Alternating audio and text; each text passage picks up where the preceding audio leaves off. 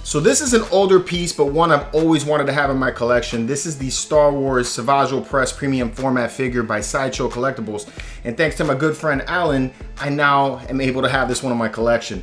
If you haven't seen Alan's collection room tour, you should really check it out. We just did a display room tour of his maybe like a month or so ago. You can check that out on the channel right now. It's just an amazing collection. I've never seen anything like it, and the display is just fantastic. You absolutely got to check it. But that's enough about that. Let's get this thing open and see what it looks like. So there's the foam all out of the box. I've already cut the tape open so that we could just take these plates off and I can show you what's in it. So on the first layer, this is the only thing you got. It's the base itself. And then in the second layer is the figure. All nice and wrapped up. And you have lightsabers right there. All right. So quick word from our sponsor, and then we'll get to putting this together. There was an idea to bring a group of remarkable collectors together and see if they could become something more. And that idea became Gemmer.com. If you're into collecting like me and you want to connect with other people that are into the same stuff that you're into, you should really check out Gemmer.com. It's a social media site for collectors like you and me.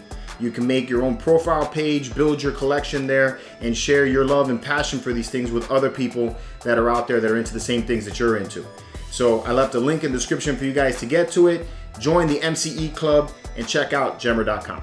So Savage Opress was a Darthmerian knight brother who became a Sith apprentice under Darth Tyrannus and later became a Sith Lord apprentice to his own brother, the legendary Darth Maul, during the Clone Wars. Originally a tribal leader on Dathomir, Opress was handpicked by the knight's sister Asajj Ventress to become her mate and servant following the grueling test of selection as part of her bid for revenge on her former master, the Sith Lord Count Dooku. However, Opress would soon see that he was being used by Ventress and betrayed her. Once he found his brother, Savage and Darth Maul then embarked on a quest of chaos, seeking vengeance on Jedi Master Obi-Wan Kenobi. Seeking to take everything that Kenobi loved, Maul and Opress conquered Mandalore and killed Kenobi's former lover, Satine. Savage stood by his brother as he enacted his revenge until the arrival of Maul's former master, Darth Sidious. Now, though Savage and Maul fought valiantly, they were no match for Darth Sidious, and Darth Sidious ended up killing Savage Opress in battle, leaving Maul to mourn his brother's death. Woo! There it is, all put together, the Savage Opress premium format figure by Sideshow Collectibles. I have to say I am very, very happy with this. This thing is fantastic. Looks really good.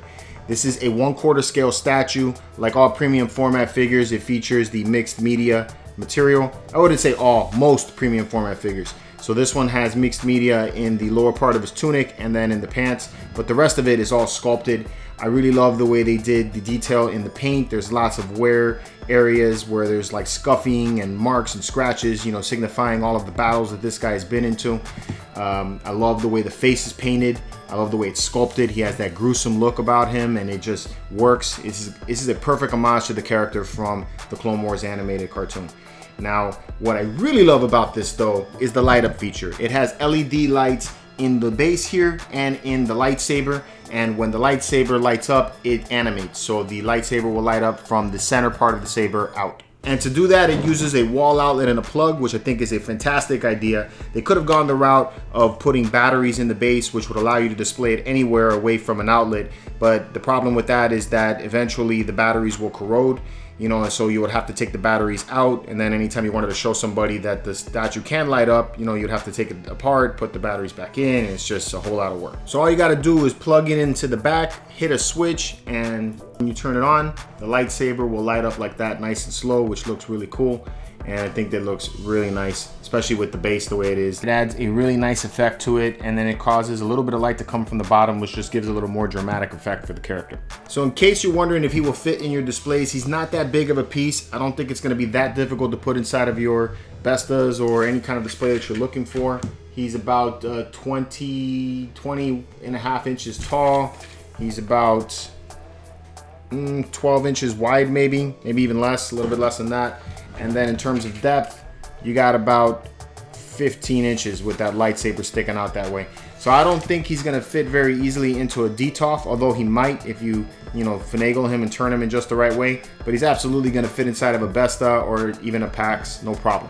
So I am super pumped to have this one in my collection. Big thanks to Alan for hooking me up with this guy. And to all you guys who don't have him, I absolutely recommend this one for anybody who is a Star Wars fan, anybody who is a Sith Lord fan. If you got a collection of Sith Lords, you got to add him to it. He is definitely one to own.